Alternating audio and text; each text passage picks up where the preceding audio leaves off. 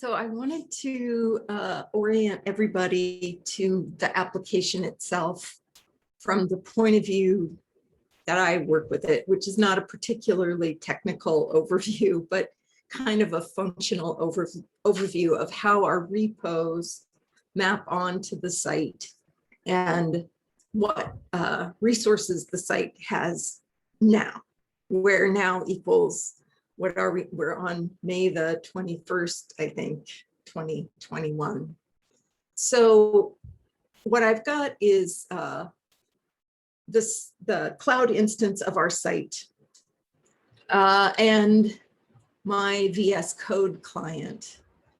And what you're seeing here is the home page of the application, and the code that produces this home page is in the repo called react-router-auth.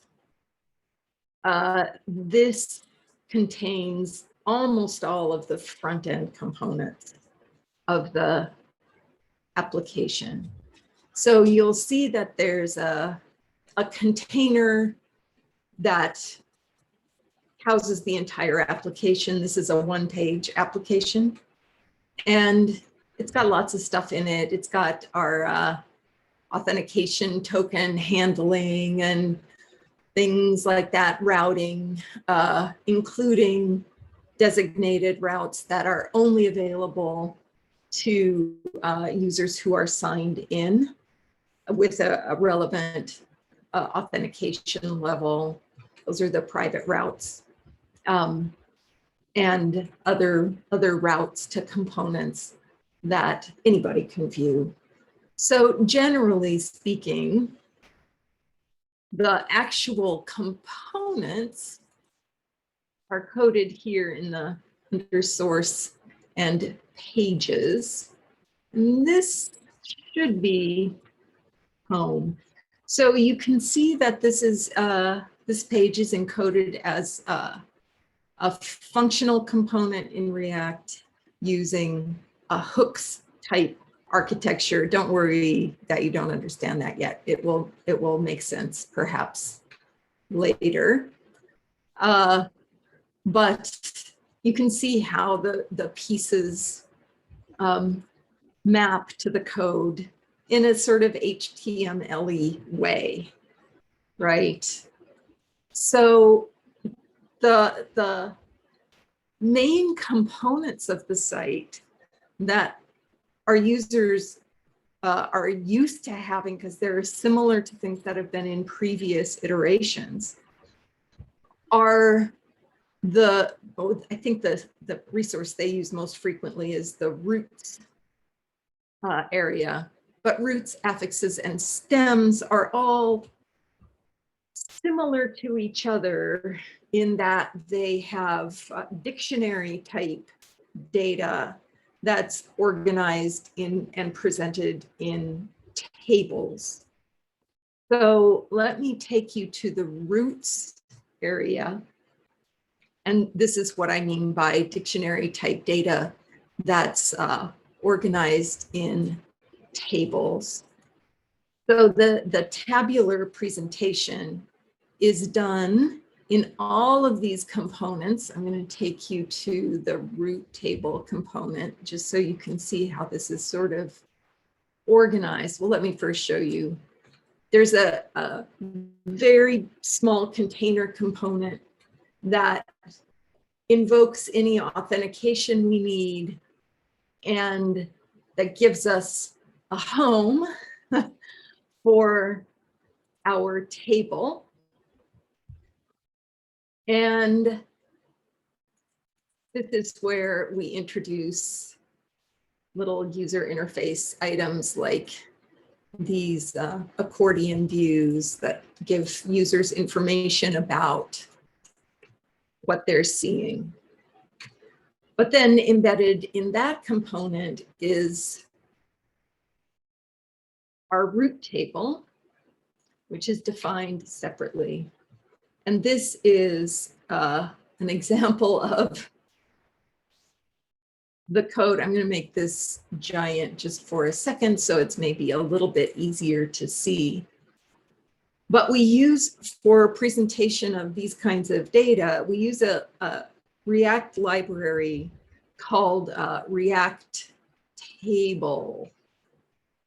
And this is a really crucial library for us for all of our tabular presentation. It's a very flexible library. It's got lots of cool features built in, and we've done a lot of work to get all of our tabular stuff working in the way we want. So this is, again, a functional component that uses a hooks-based React architecture.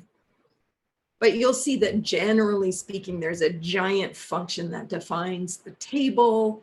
It produces things like our filters and our pagination and sorting and all of those kinds of things, filtering, the ability to show and hide columns, blarg, some just HTML code to build out the user interface of the table itself. And then this is kind of at the heart of how React tables display data. They're column definitions that can do various different things. And I don't want to make you seasick, but I'm just going to scroll down. Then on each relevant page, there's a function that goes and talks to our database via Hasura. So a function that gets data based on predefined queries and authentication, and that manages the refresh of data. So that builds out our table component, which is then exported as root table and then called in the root container. Let me now go back over. Do I want to do that? I think it's that. No. Why? Oh, I don't know. All right. I have a hard time sometimes managing myself. Okay. So the root table is what's producing all of this stuff. From the point of view of our user community, there's some really important things about all of these tables. Now, note that I'm logged in as a user who has edit privileges on the system. So this is what our language programs coordinator could see when she's logged into the site. It allows the addition of new elements. It allows editing of existing elements. It allows deletion. We have a logging system to keep track of all of this so that we don't actually lose data. Somebody deletes it, but it seems to delete.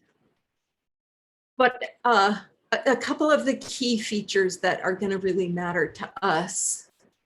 One is this simple ability to show and hide columns. Now I'm going to make this big so it's easier to see. So this table is actually pretty flippin' complicated. There's a lot of stuff in it.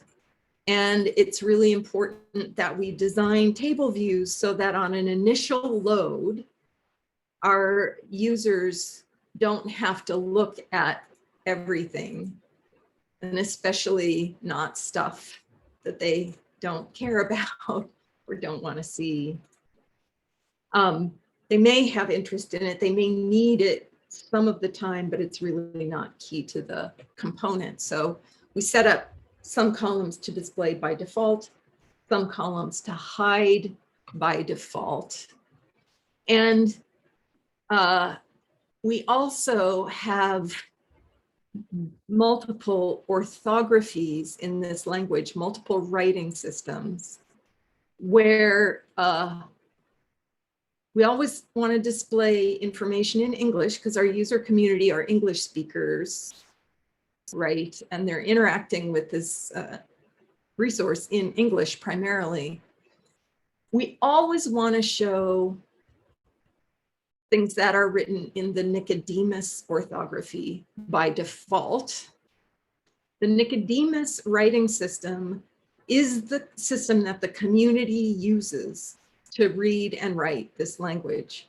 It was invented by Lawrence Nicodemus, a Coeur d'Alene man who died not that long ago, but who in his childhood actually worked with Gladys Reichard, who is the scholarly linguist anthropologist who did most of the really basic documentary work that's displayed in our site. So Lawrence is kind of a hero, and the writing system he invented is the community writing system. So it's always going to be massively important that we're careful to show everything in the site by default in the Nicodemus system. The writing systems used by scholars, so the one that's called Salish, that's a version of the International Phonetic Alphabet. It's an ortholect that contemporary linguists who work on languages in this family tend to use for the language. So you'll see, I'll make a separate little video about orthographies. What's important though here is just to note that our community members find that if they have to see these kinds of representations, it makes people mad and it makes people want to not use the site, because these symbols and these notational devices just are very opaque to anybody who hasn't studied linguistics. And even seeing those by default creates a sense in community members that they're really alienated from this. The language is already hard enough from the point of view of an English speaker. It's really different than English, right? So adding in these other orthographies to default views is just not okay. Anyway, back to the general idea here is that for our tabular resources, which are really important, we have this React tables type architecture. And one of the things that we have not done yet, but that would be awesome to be able to do if a bright young scholar wanted to help us out, is refactorize all of this code so that we don't have to have, it's, you know, all of these table files are what? Yeah, more than 600 lines of code. And a lot of that is repeated from roots to affixes to stems. And that seems silly, right? So it might be really useful for somebody to figure out the best ways to refactor the code and sort of pull that table architecture up into something that we can use instead of as a component in the pages, create as a utility. So we can just call it into these different component pages. All right, so that's the tabular data. The next biggest part of the existing application that I think people use, or at least want to use most frequently, is this area which contains text. And the text area, it's again presented in a tabular way, but it's pretty different from the dictionary type data. In these texts, when we say texts, what we mean is these are traditional narratives, and they were collected and recorded and transcribed by the linguist anthropologist Gladys Reichard, working with this tremendous community of speakers of Coeur d'Alene, including Dorothy Nicodemus, who is Lawrence's grandmother, right? Tom Meal, and a few other people. So what we have are these, I want to take you to one that's going to have audio, and I don't have an easy way to search for these yet. That would be super good to build. Here's one, little mosquito. So we have some actual audio recordings of, this would be Dorothy reading, this is funny, reading the field notes that were collected and transcribed earlier by this amazing group of scholars. And I'm going to show you what I mean by the field notes. Again, in Bigify. This is an example of the kinds of resources that our scholarly community had access to, but the Coeur d'Alene tribe did not. These are PDF files, scanned PDF files of original field notes that were taken in the 20s, 30s, and 40s by Gladys Reichart and Julia Antelope, Nicodemus, Dorothy, and Tom. As Gladys was there doing her anthropological work. I'll make another little video about this. Why not? It's a super interesting story. But what I'm showing you here on the left is the handwritten field notes. Probably this is Gladys's writing. So she would have, let's see, Dorothy Nicodemus is speaking. Julia Antelope Nicodemus is serving as Gladys's interpreter. And the text, the narrative name, Little Mosquito. So as Dorothy's speaking, telling the story, Gladys is transcribing, and she's using narrow phonetic transcription in the Boasian sense. Like, this is very close, very narrow transcription. I'll talk to you more about the Boasian tradition. So on this side, we have the complete handwritten field notes, right? And these are front and back pages. This was all scanned back at for the first iteration of this web resource by Shannon and the undergraduate who was working with him at the time, Musa Yassin Fort. Anyway, so we have the handwritten field notes. Once these notes were collected, then the group would work on them to type them up, because that was how things worked in the day. You had to type up your field notes. So the typed field notes, you can see, they're just 2-line gloss. Very little analysis of, internal structures of words, but we get the words. Let me make sure I'm back on the first page of this. This interface could also use some work, I think, right? Because now that I'm here, there we go. I think that's the first page. No, maybe not. Here we go. Here's the first page.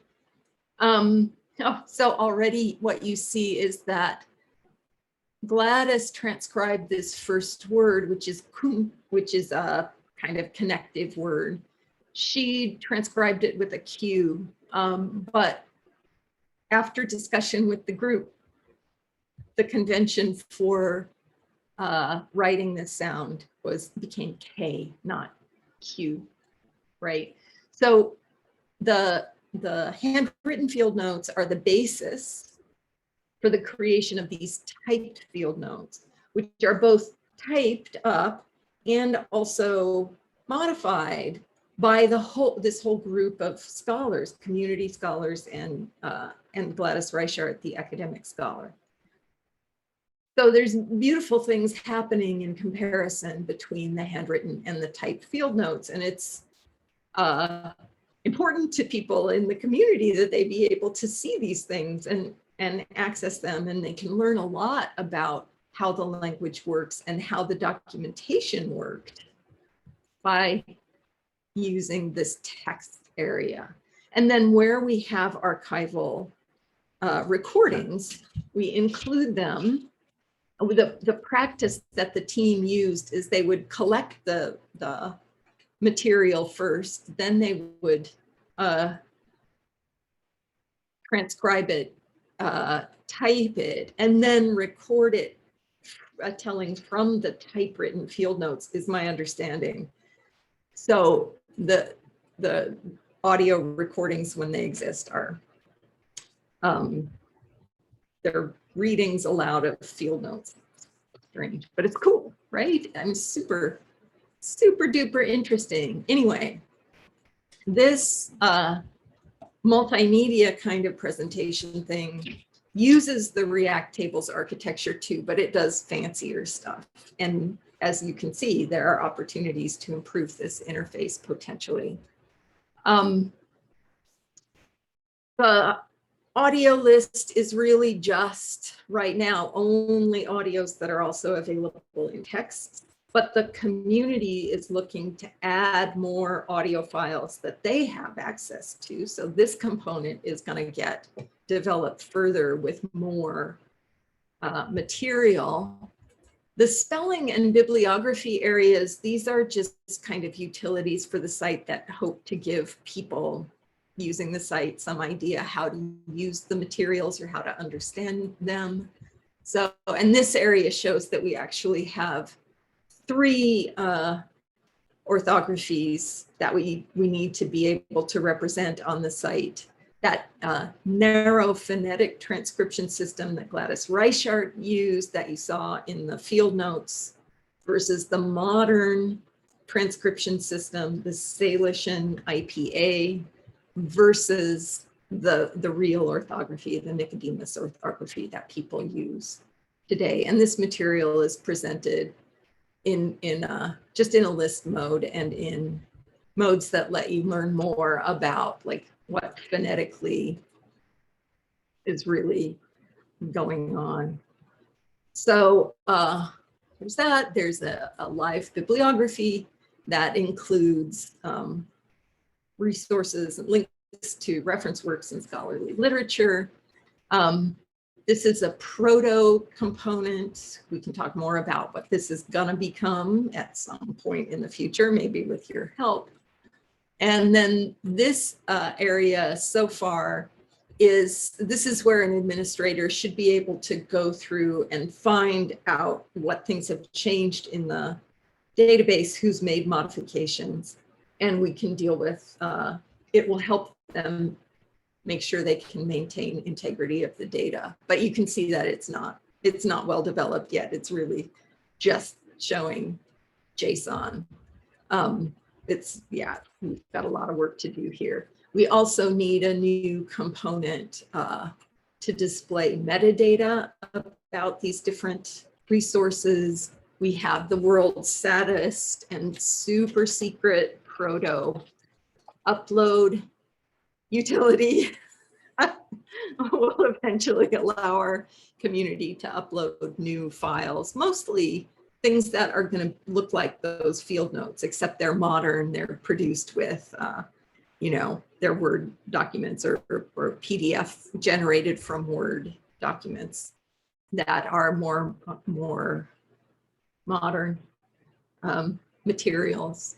We need to create another major area of the site eventually that will probably be called pedagogical materials or something similar. Anyway, all of that stuff is managed through the front end parts of it are managed through this repo, react-router-auth. this down in our list of materials, this repo contains the GraphQL expressions for all of the different queries that are needed to grab data from our back end and display it up front. So this set of queries is really the connection between this repo and the back end, the database via Hasura, this thing, which we have talked about, I think, before, and now all my history is gone, dang it. Oh well. Anyway, I think I'll stop this video here. I've blah blahed enough. I'll post it, and then I'll get started making some others.